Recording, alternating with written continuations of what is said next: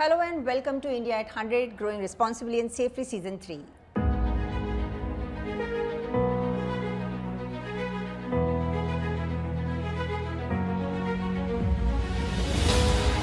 Today's episode highlights the craftsmanship and innovation that preserve our cultural heritage while building for the future. From the new Parliament building to the National Maritime Heritage Complex at Lothal, these projects celebrate India's legacy while embracing sustainability. So by collaborating with local artisans, using homegrown materials, minimizing environmental impact, Tata Projects ensures that these landmarks are both meaningful and eco-friendly. So now let's begin with the timeless art of miniature painting. Joining us today is Padma Shri awardee Jay Prakash Lakhiwal, whose work beautifies the new Parliament building. जय Prakash ji, miniature painting एक बहुत नाजुक और traditional art form है जो भारत के इतिहास को और उसकी संस्कृति की विरासत को दर्शाती है। आपको राजस्थान के आर्ट से जो ये प्रेरणा मिली वो आपके काम में कैसी दिखती है? मिनिएचर पेंटिंग के बारे में जैसे आपने सुना भी होगा कि लोग बोलते हैं मिनिएचर पेंटिंग छोटी पेंटिंग होती है, पर ये नहीं, इसमें थोड़ा डिटेलिंग वर्क होता है और मान्युअल काम होता है। जो ये पेंटिंग, जो कला ये आई है हिंदुस्तान के अंदर, ये मुगल पेंटिंग से स्टार्ट हो गई। पर्शियन मुगल इसको बोलते हैं, क्योंकि जो ये पेंटिंग ईरान, मंगोलिया, टर्की से होती है, जब हिंदुस्तान में आई थी तो अलग अलग पार्टों में बट गई थी। पहला जो स्टेप था इसका पर्शियन मुगल था, दूसरा मुगल था, उसके बाद फिर दिल्ली मुगल आया था। फिर इसके बाद में जितनी भी कलाएं आज निकली हैं, जैसे राजस्थान से कोटा है, राजपूत पेंटिंग है, जयपुर स्कूल पेंटिंग है, 62 स्कूल के आसपास आर्टिस्टों ने अपनी अपनी कला में छाप छोड़ी है। इसके अंदर जो हम जो भी टेक्निक इस्तेमाल करते हैं, वो जो पिछले 500 साल से जो चली आ रही है, वो टेक्निक आज भी ही यूज कर जाती है। जैसे हैंडमेड ब्रश है, हैंडमेड पेपर है, कलर मिनरल कलर है जो पत्थरों से घिसकर बनाए जाते हैं। नए संसद भवन के लिए काम करना आपके लिए एक यूनिक एक्सपीरियंस रहा होगा। क्या आप बता सकते हैं कि इस प्रोजेक्ट पर आपने कौन सी ट्रेडिशनल टेक्निक्स को यूज़ किया और कैसे एकता और विविधता को दर्शाया है? देखिए, जब मैं टाटा प्रोजेक्ट से जुड़ा था, जब मुझे बुलाया गया था, तो मेरे लिए खुशी का दिन था कि भाई मैं एक ऐतिहासिक बिल्डिंग में काम करने जा रहा हूँ। और सबसे बड़ी बात है कि मैं जब 2020 में श्री रतन टाटा जी से मिला था, तो मेरा सपना था कि उनके साथ काम करें। वैसे मैंने उनके साथ खूब काम किया, मैंने उनके साथ में उनके जो डॉग्स वगैरह, हॉर्स वगैरह, उनके मैंने खूब बनाए हैं। तो उसके बाद जब 2023 में या 22-23 में मुझे जब पार्लियामेंट का काम मिला मेरे को, तो वाकई खुशी का ठिकाना था। इसमें जो हमने बनाए गए हैं, तो शायद इसमें वो पीकॉक की थीम रखी गई थी इसके अंदर, और स्ट्रिप थी इसमें 2-2 इंची की इसमें ये। और इस कला को बनाने के लिए जो हमने टेक्निक इस्तेमाल करी है उसके अंदर, जो हमने पहले भी कहा था कि जो टेक्निक इस्तेमाल की है वो पुरानी ही इस्तेमाल की है, जैसे 500 साल से चली आ रही है। जैसे मिनरल कलर्स हैं, जो ब्रश हैं वो सब हैंडमेड ब्रश हैं। और जो इसमें हमने जो कलर इस्तेमाल किए हैं, इसमें 2 कलर इस्तेमाल किए थे हमने, येलोज और रेड कलर।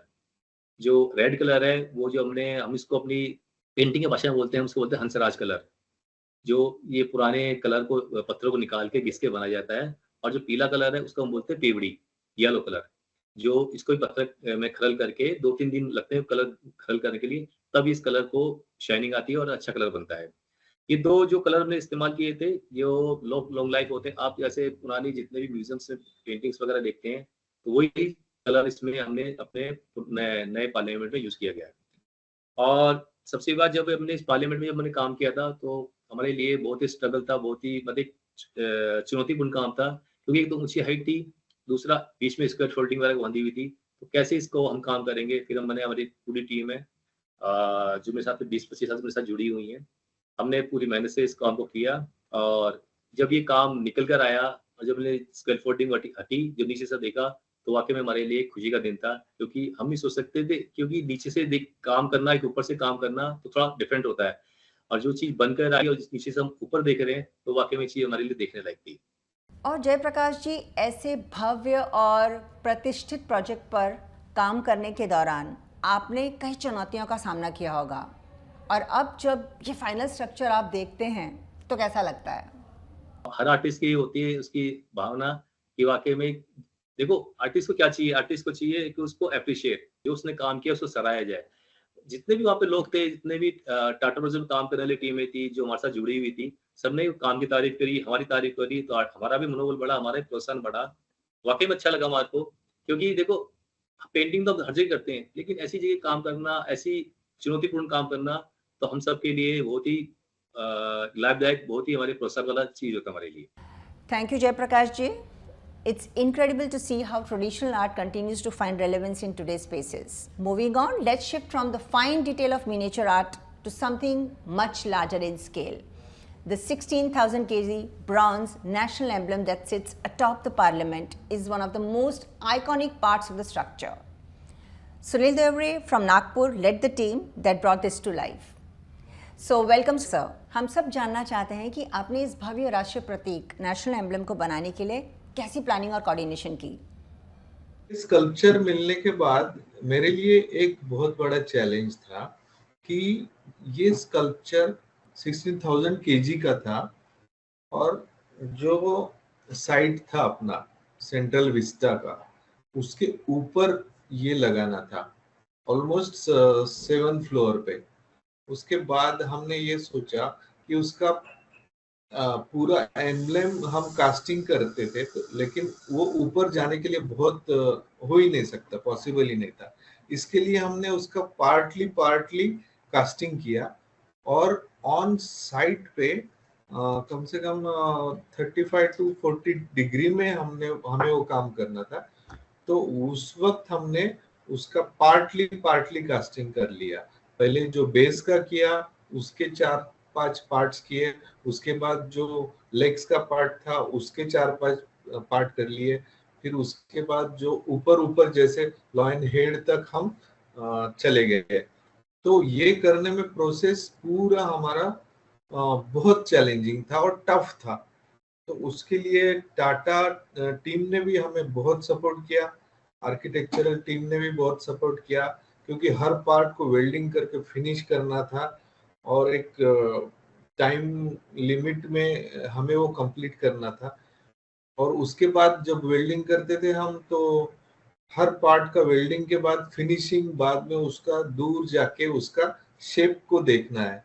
ये सब बातें बहुत चैलेंजिंग थी मेरे लिए, मतलब start to finish, clay model से लेके बिगिनिंग से लेके इसका फाइनल ये रिजल्ट आना जो सेटिस्फैक्टरी चाहिए, वो आने के लिए मैंने बहुत मेहनत की, डे नाइट उस पे काम किया। और उसका ये मतलब आज मैं प्राउड हूँ कि मैं इंडिया का क्राउन के लिए टाटा प्रोजेक्ट ने मुझे ये मौका दिया। और सुनील जी, ये जो ट्रेडिशनल टेक्निक्स और मॉडर्न टूल्स का कॉम्बिनेशन इस प्रोजेक्ट में हमें जो खास दिखने में आता है, इसके बारे में आप कुछ बताइए। ये मॉडल सिलेक्टेड मॉडल था, इसका रिप्लिका हमने बनाया, ये ट्रेडिशनल प्रोसेस हो गई। उसके बाद आजकल जो टेक्निक एडवांस टेक्नोलॉजी है, सीएनसी करके उसको बिग साइज में ये किया जाता है, एनलार्ज, तो वो हमने उसमें यूज किया। तो ट्रेडिशनल और नए टेक्निक के जो सीएनसी प्रोसेस है उसमें इसको एनलार्ज करके फिर उसका मोल्डिंग करके हमने उसको पार्टली कास्टिंग किया, यहाँ से यहाँ तक, यहाँ से यहाँ तक, ऐसे। और हर रिंग का हम 4-4 पार्ट लेते गए और वो वहाँ असेंबल करते गए। इतने बड़े स्केल पर क्राफ्ट्समैनशिप और सस्टेनेबिलिटी को साथ लेकर काम करना कितना चैलेंजिंग था? इसमें एक्चुअली कास्टिंग के प्रोसेस में पूरा इको फ्रेंडली मटेरियल यूज होता है, जैसा क्ले, बेकिंग क्ले होता है, उसका डस्ट करके पीओपी में मिक्स करके उसका मोल्ड बनता है। उसके बाद में बी वैक्स, जो ओरिजिनल बी वैक्स होता है, जो मतलब ऑथेंटिक वैक्स होता है, जो प्योर वैक्स जो मधुमक्खी के छत्ते से निकलता है, वो वैक्स हमने उसमें यूज किया है। उसके बाद इसका मेटल जो है, मतलब 90% कॉपर, टिन और लेड का जो प्रोपोर्शन है, ये भी पूरा इको फ्रेंडली है, क्योंकि ये ओरिजिनल मटेरियल है, डायरेक्ट ये मटेरियल हमें ग्राउंड से मिलता है।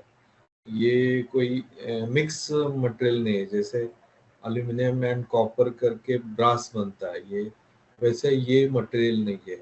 और ये हजारों साल इसको कुछ नहीं मतलब हो सकता है, और जितना वो पुराना होते जाएगा उसका उतना